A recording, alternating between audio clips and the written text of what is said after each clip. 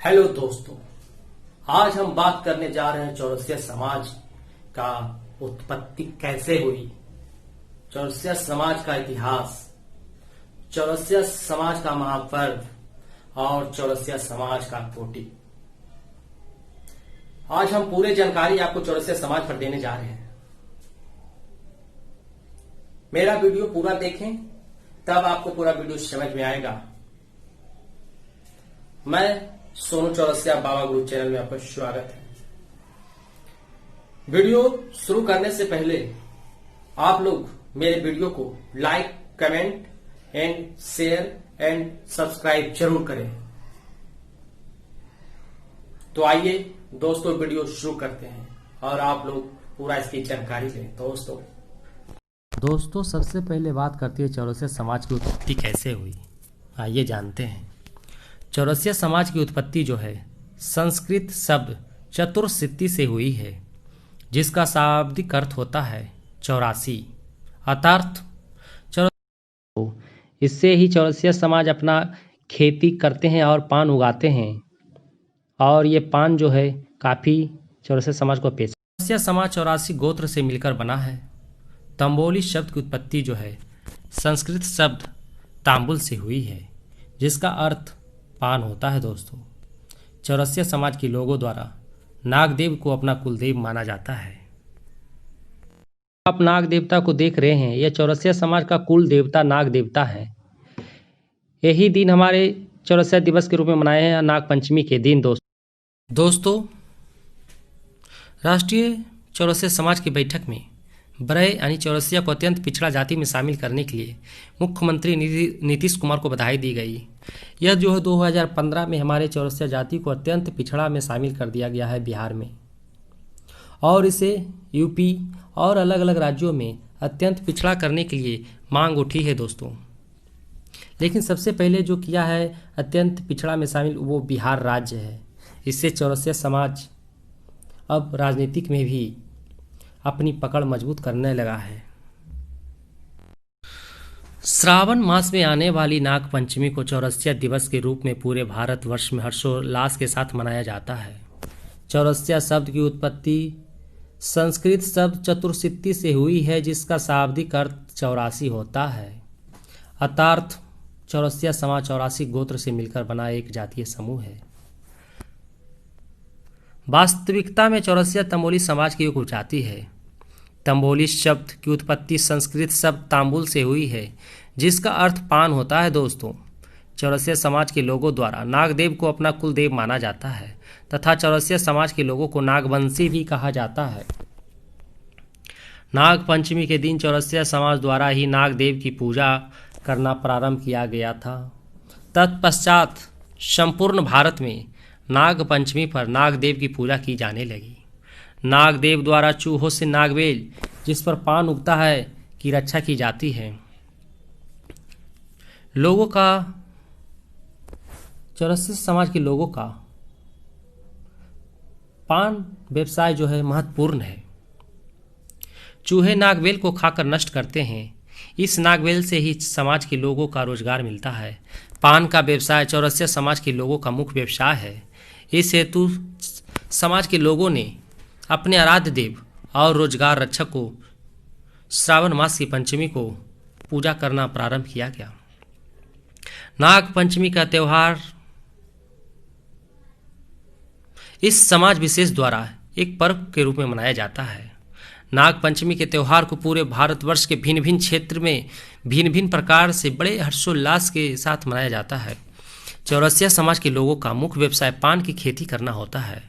भारतवर्ष के विभिन्न क्षेत्रों में पान से संबंधित व्यापार व्यवसाय चौरसिया समाज के लोगों द्वारा किया जाता है। संपूर्ण भारत के विभिन्न क्षेत्रों में चौरसिया समाज के लोगों द्वारा पान पहुंचाया जाता है।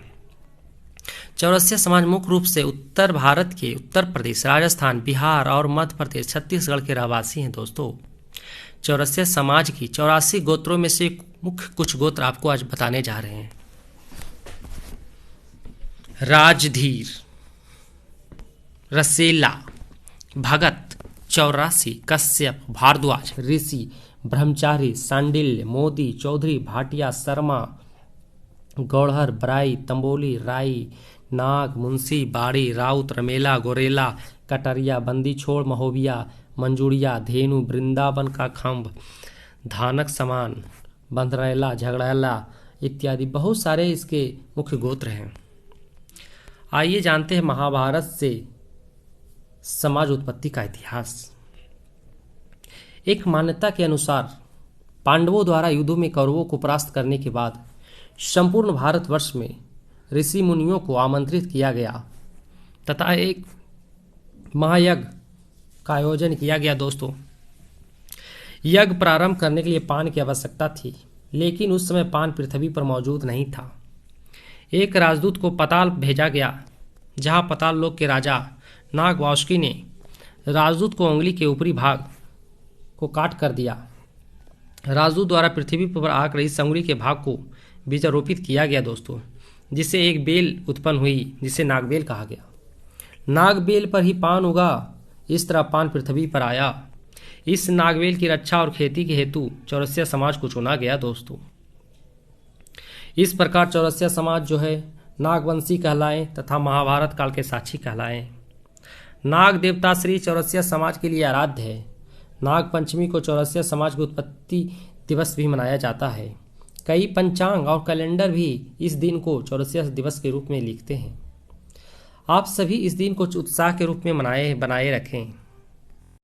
दोस्तों, नाग पंचमी जो है चौरसिया समाज का एक महापर्व है, जिसे चौरसिया समाज के लोग चौरसिया दिवस महोत्सव, चौरसिया दिवस के रूप में मनाते हैं। यह चौरसिया समाज का एक महापर्व है और ये लोग चौरसिया समाज के द्वारा नाग पंचमी के रूप में मनाया जाता है। दोस्तों, अब जानते हैं बरई यानी चौरसिया जाति का पेशा क्या है। बरई एक जाति है जो चौरसिया में आता है। यह जाति का पारंपरिक पेशा पान के पत्ते उगाना व बेचना होता है। इस जाति के लोग हिंदू धर्म में विश्वास रखते हैं और नाग पंचमी इनका विशेष त्यौहार है। दोस्तों, इनका अन्य नाम तंबोली भी होता है। दोस्तों, आप देख सकते हैं नाग पंचमी चौरसिया दिवस महोत्सव जो चौरसिया समाज का एक महापर्व के रूप में मनाया जाता है। इस दिन हमारे चौरसिया समाज के लोग जो है नाग पंचमी का पूजा करते हैं, नाग भगवान का, और चौरसिया दिवस के रूप में मनाते हैं, जो चौरसिया समाज का महापर्व के रूप में घोषित किया गया है। चौरसिया समाज के लोग जो है बहुत उपनामों से जाने जाते हैं, जैसे उत्तर भारत में ब्रह्मचारी, उत्तर भारत में गौरहर, उत्तर भारत में मोदी, बिहार मधुबनी में राउत, हाजीपुर बिहार में चौधरी, धनबाद झारखंड में मुंशी, कश्यप, भारद्वाज, सांडिल्य, ऋषि, ब्रह्मचर्य, गौहर, चौरसिया, बरय, तमोली। अब बात करते हैं चौरसिया समाज का महापर्व। श्रावण मास के शुक्ल पंचमी के दिन नाग पंचमी का महापर्व परंपरागत श्रद्धा एवं विश्वास के साथ मनाया जाता है। यह पर्व चौरसिया समाज के लिए सबसे बड़ा पर्व है, क्योंकि इस पर्व के साथ उनकी जीवनचर्या तय होती है। जो पान की खेती कर रहे हैं, इस दिन नाग को देवता के रूप में पूजा करते हैं तथा नाग को हल्दी, कंकु, दूध, लावा एवं खीर चढ़ाई जाती है। इस दिन नागों के दर्शन भी शुभ माने जाते हैं। धार्मिक ग्रंथों में देवादिदेव महादेव गले का अलंकरण बनाते हैं तो भगवान विष्णु के सैया। इस दिन देवताओं के प्रथम देव गणेश ने नाग को यज्ञोपवीत के रूप में धारण करते हैं। इस दिन शिव मंदिर, घरों में विशेष साफ सफाई और सज्जा की जाती है। दोस्तों, घरों में व्यंजन पकवान बनाए जाते हैं। कृषि व पर्यावरण के लिए उपयोगी है नाग देवता। नाग पंचमी पर खेती के औजारों का पूजन करने का भी प्रचलन है। इस दिन चौरसिया समाज के पान उत्पादक ब्रेज में जाकर नागवेल की पूजा आराधना करते हैं और बम्फड़ पान की खेती होने की मांग करते हैं। नाग पंचमी के दिन कुंवारी लड़कियां तालाबों के किनारे गुड़िया व चने लेकर जाती है। इनके पीछे पीछे बेर का डंडा लेकर लड़के जाते हैं। लड़कियां गुड़ियों को पानी से भरे तालाब में फेंकती है और लड़के इसे बेर के डंडे से पीटते हैं।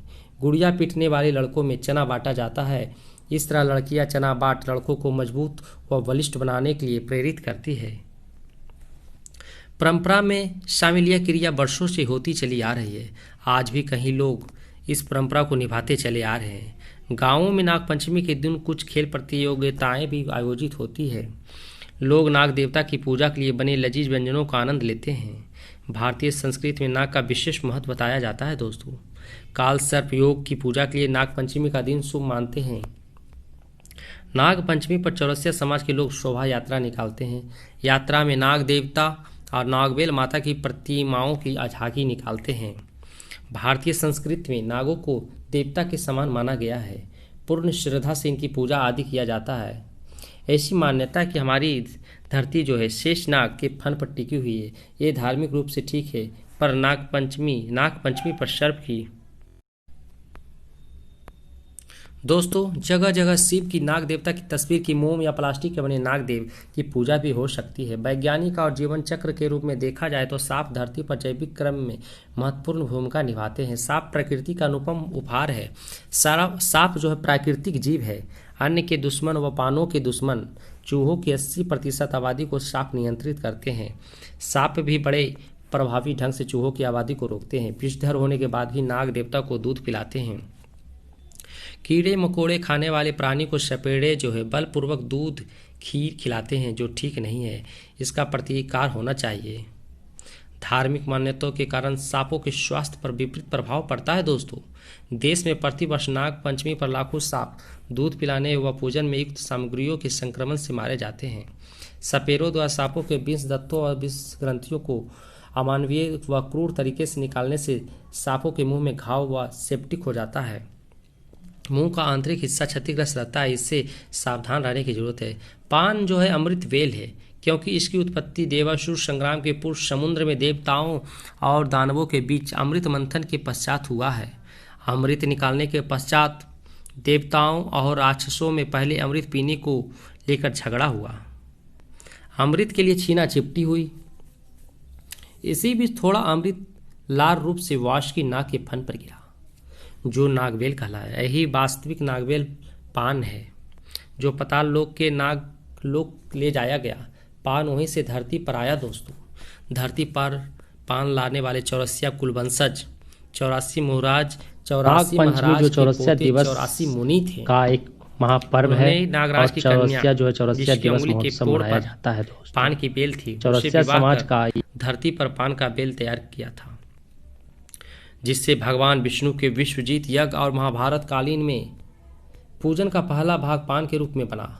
पहले पान, फिर फूल, फिर मेवा आदि प्रसाद का प्रचलन प्रारंभ हुआ। यह पान सनातन काल से चौरसिया के वंशजों द्वारा आज भी उत्पादित किया जा रहा है। वस्तुतः नागपंचमी और पुराण की पूजा अनवरत है। नागपंचमी को चौरसिया समुदाय जो है चौरसिया दिवस के रूप में भी मनाते हैं, क्योंकि नाग पंचमी तिथि को ही 84 मुनि नाग लोकों से नाग कन्या को विवाह कर धरती पर पान लेकर आए थे। अभी भी बहुत से चौरसिया अपने नाम में नागवंशी जोड़ते हैं दोस्तों।